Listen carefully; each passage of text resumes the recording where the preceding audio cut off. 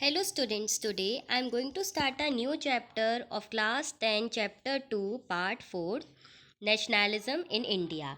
We are in Swaraj in the plantation. तो जब workers too had their own understanding of Mahatma Gandhi and their notation of Swaraj. For plantation workers in Assam, freedom meant the right to move freely in or out of the confined space in which they were enclosed. And it meant retaining a link with the village and from which they had come. Under the England Immigrant Act 1859. तो देखो महात्मा गांधी के विचार और स्वराज में एक बहुत अवधारणा ये भी थी कि मजदूरों की अपनी भी समझ थी। तो आसाम में मजदूरों के लिए आज़ादी का मतलब ये था कि उनको यहाँ पर काम करने मिले और जो भी यहाँ पर वर्कर्स हैं उनके साथ एक तरीके से स्लेवरी जैसा वर्क ना हो। तो इसके लिए आज़ादी का मतलब ये था कि गाँवों में संपर्क हो मजदूरों का। तो 1859 में इंग्लैंड में इंट्रोग्रेशन एक्ट आई थी। इमिग्रेशन एक्ट के तहत इनको बोला गया बागों को कि मजदूरों को बिना इजाज़त बागों से बाहर निकलने नहीं दिया जाएगा। जहाँ ये कल्टीवेट करते थे उनको बाहर नहीं निकलने दिया जाएगा। तो इसकी इजाज़त नहीं होने के कारण इनको निकलने नहीं मिलता था, ये दिन रात वहीं काम करते थे। तो जब उन्होंने असहयोग किया कि हम आपके साथ कॉपरेट नहीं करेंगे, तो हज़ारों मजदूर अपने अधिकारियों को छोड़कर भाग गए। तो उन्होंने छोड़ दिया और अपने घर चले गए। तो इससे लगा कि गांधी राज आ रहा है, कि अब हमें आपके अधीन काम नहीं करना है।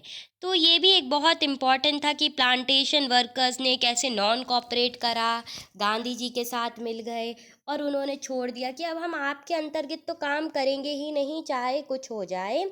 हम इंडिपेंडेंट हैं और हम अपना इंडिपेंडेंट ही वर्क करना पसंद करेंगे। तो ये भी एक एक्ट हुई कि नॉन कॉपरेशन, एक तरीके से we don't want to cooperate with you in any circumstances. तो तौलकदार और ये सब जो भी लोग थे तो इन्होंने सब छोड़ दिया। तो वर्कर्स जो भी आसाम में थे, जो कि फ्रीली इंडिपेंडेंट काम करना चाहते थे इनलैंड इमिग्रेशन एक्ट में, वो एक तरीके से अलाउड नहीं हो रहे थे अपने विलेज से लिंक रखने के लिए। समझ सकते हैं कि विलेजेस अब गांधी राज के अंदर आ रहे थे, देश जुड़ रहा था, गांव शहर जुड़ रहे थे और लोग आपस में अब आज़ादी चाहते थे। तो यही आइडिया स्वराज का भी था, जो कि हम जानते हैं कि ये क्या था, गांधी जी का नेम स्लोगन कैसे रेज्ड हुआ। तो जब स्वराज शब्द आया तो स्वराज का मतलब है आज़ादी। आज़ादी मतलब पूरी तरीके की आज़ादी। तो जो भी प्लांटेशन वर्कर्स थे वो भी आज़ाद, विलेजर्स आज़ाद होना चाहते थे, मिडिल क्लास वर्कर्स आज़ाद होना चाहते थे। तो स्वराज मेंट the spread of education ensure administration power in a country. तो जो भी फार्मर्स थे वो अपना रेवेन्यू रेंट ज़बरदस्ती नहीं देना चाहते थे। ट्राइबल जो थे जिनको निकाल दिया था अपने ट्राइब से, और जो वहाँ पर जंगलों में रहते थे एनिमल रियरिंग, फ्रूट कलेक्शंस के लिए फायरवुड, तो ये लोग भी अपनी ट्राइब्स में वापस जाना चाहते थे। तो फाइनली गांधी जी ने हर जगह से मूवमेंट को कैप्चर कर लिया था। पर गांधी जी का स्वतंत्र भारत में एक बहुत बड़ा इम्पैक्ट रहा, कांग्रेस के आंदोलन में रहा। पर ये चीज़ चौरी चौरा का एक इंसिडेंट होता है, उसमें ये कॉपरेशन वापस बुलाया गया। तो चौरी चौरा इंसिडेंट बहुत इम्पॉर्टेंट है जानने के लिए कि आखिर इस इंसिडेंट में हुआ क्या था। तो देखो, at Chauri Chaura Gorakhpur peaceful demonstration in bazaar turn out to a violent clash with the people hearing of the incident Mahatma Gandhi held the non cooperation movement. तो एक्चुअल क्या हुआ था, फेबररी 1922 की बात थी। चौरी चौरा यूपी में क्राउड बहुत ज़्यादा आउटबर्स्ट हो गया था, इन्होंने वायलेंट अटैक कर दिया था पुलिस स्टेशन पे। तो 22 police man were killed in this incident. तो Gandhi was against such act. तो उन्होंने बोला कि इस मूवमेंट को स्लो करना चाहिए और वापस बुलाना चाहिए, क्योंकि सत्याग्रह का तो था सच्चाई और शांति से आगे बढ़ना। तो ये तो हुआ नहीं, बल्कि लोग तो अब रिबेल करने लगे हैं। तो गांधी जी ने ये मूवमेंट वापस बुला ली। तो इसके कारण बहुत ज़्यादा प्रॉब्लम हो गई थी देश में, क्योंकि जो लोग अब रिबेल चाहते थे, हटना चाहते थे, अब उनको वापस बुला लिया गया कि ये तो आइडिया ही है ही नहीं हमारे सत्याग्रह का। तो लोगों में बहुत एजिटेशन आया। अब आता है सिविल डिसोबीडियंस। सिविल डिसोबीडियंस देखो, फरवरी 1922 में महात्मा गांधी ने नॉन कॉपरेशन मूवमेंट वापस लेने का फैसला कर लिया था। तो इसको लग रहा था कि आंदोलन बहुत बड़ा विकराल हिंसक रूप ले लेगा, मतलब भारत जल सकता था इसमें। तो सत्याग्रही लोगों वापस आने की ज़रूरत थी और अपने नेता को सुनने की ज़रूरत थी। तो 1919 में जो भी लीडर्स थे, तो उन्होंने एक तरीके से गवर्नमेंट एजिटेशन करा। गवर्नमेंट ऑफ इंडियन एक्ट 1919 में उन्होंने इम्पोज करा ब्रिटिश पॉलिसीज़ का, काउंसिल्स का। तो ये जब हम सी आर दास देखते हैं, मोतीलाल नेहरू देखते हैं, तो स्वराज पार्टी में कांग्रेस पार्टी रिबेल हुई। तो यंग लीडर्स आना स्टार्ट हुए, जैसे जवाहरलाल नेहरू, सुभाष चंद्र बोस। इन लोगों ने भी लोगों का क्राउड जोड़ा। ये भी लॉयर थे, बाहर विदेश से पढ़ के आए हुए थे। और इन्होंने भी इंटरनल डिप्रेशन करे कि इंडियन पॉलिटिक्स का शेप कैसा होना चाहिए। इकोनॉमिक डिप्रेशन जो वर्ल्ड वाइड हो रहा था वर्ल्ड वार 1 के बाद, तो उससे क्या इम्पैक्ट पड़ेगा हमारी सोसाइटी को। एग्रीकल्चर प्राइस कैसे फॉल होगी, कैसे 1930 तक सब कुछ कोलैप्स हो सकता है।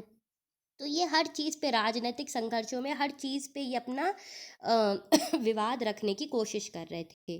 तो एग्रीकल्चर गुड्स की डिमांड बढ़ रही थी, एक्सपोर्ट हमारे कम हो गए थे, क्योंकि फार्मर्स ने तो काम ही छोड़ दिया था ब्रिटिशर्स के अधीन जो बेचते थे बाहर करने का। तो हार्वेस्ट भी हमारे कम हो रही थी, रेवेन्यू देना पड़ रहा था। तो एक टर्मोइल हो गया, किसी को समझ में ही नहीं आ रहा था कि हो क्या रहा है। तो Troy government and British statutory commissioner, तो अब नए आते हैं, ब्रिटिश कमिश्नर एक नया आते हैं, सर जॉन साइमन।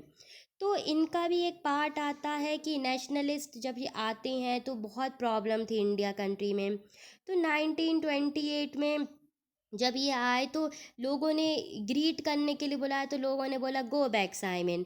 तो ये भी बहुत नारा स्टार्ट हुआ था कि गो बैक साइमन का नारा कब लगता है, तो 1928 में। तो मुस्लिम लीग्स ने भी यहाँ पर पार्टिसिपेट करा डेमोन्स्ट्रेशन में। लॉर्ड इरविन आए अक्टूबर में 1929 में, क्योंकि साइमन के भी विरुद्ध हो गए थे लोग, इनकी कोई सुन नहीं रहा था। तो इन्होंने बोला लॉर्ड इमरन ने कि हम डोमिनेंट सोसाइटी के लिए काम करेंगे इंडिया में, इंडिया के फ्यूचर के लिए। तो हम 3 राउंड कॉन्फ्रेंसेस रखेंगे।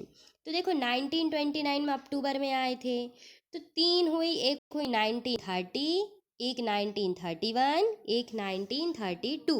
और ये 3 राउंड कॉन्फ्रेंस किसने रखी, लॉर्ड इरविन में, क्योंकि साइमन की तो कोई बात ही नहीं सुन रहा था। तो उनका ये था कि लॉर्ड इरविन को भेजा जाए यहाँ पर सिचुएशन कंट्रोल में लाने के लिए। ये डिस्कशन हो रहा है आपस में सब नेताओं का। तो जब इसमें लाला लाजपत राय, जवाहरलाल नेहरू, सर वल्लभ भाई पटेल, गांधी जी, ये सब हैं। तो लिबरल्स और मॉडरेटर्स लगे थे, जो अपने कॉन्स्टिट्यूशन को एक दे रहे थे कि हमें पूर्ण स्वराज चाहिए और हमें इसकी मांग करनी है। तो इन दिसंबर 1939 जवाहरलाल नेहरू ने बोला हमें पूर्ण स्वराज, फुल इंडिपेंडेंस चाहिए अपनी कंट्री के लिए, और ये हमें मिल जाना चाहिए 26 जनवरी 1930 में, और इंडिया सेलिब्रेट करे independence day when people were take a pledge of a struggle for complete independence। तो पूर्ण स्वराज हो जाए, लोगों ने संघर्ष के लिए ये शपथ भी लेंगे। तो ये उत्सव था, बहुत कम लोगों ने इस बात पे ध्यान दिया स्वतंत्रता विचारों के मुद्दों पर ये हो नहीं पाया। Mahatma Gandhi find a way to relate this abstract idea of the freedom more concrete issue than a everyday life. अब महात्मा गांधी एक स्टार्ट करते हैं सॉल्ट मार्च, जिसको कहते हैं नमक यात्रा। तो ये भी बहुत इम्पॉर्टेंट है, ये हम नेक्स्ट पार्ट में डिस्कस करेंगे।